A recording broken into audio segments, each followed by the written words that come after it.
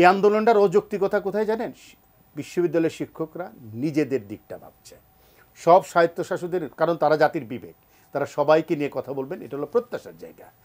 আজকে যখন শিক্ষকের মর্যাদার কথা আসে তখন উপাচার্যদের যে কাণ্ড কারখানা, আমাদের উপাচার্যরা যা যা করেছেন গত 15-20 বছর আমরা যা দেখলাম, সেই প্রসঙ্গগুলো আসবে।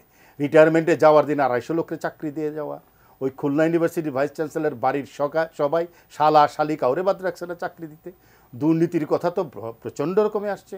শিক্ষকরা নিজেরা এক অন্যের বিরুদ্ধে যে পরিমাণ অভিযোগ করেন, চৌর্যবৃত্তির অভিযোগ, গবেষণার ইত্যাদি ইত্যাদি।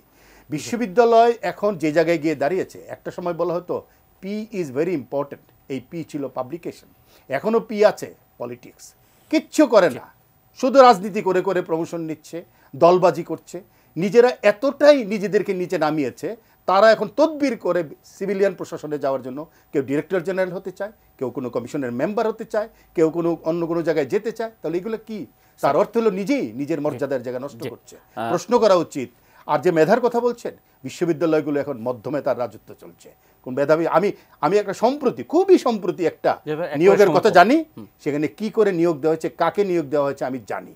সুতরাং এগুলো আমরাও, আমাদের কাছে তথ্য আছে কোন মেধাবীদেরকে কিভাবে কোথায় নেওয়া হচ্ছে।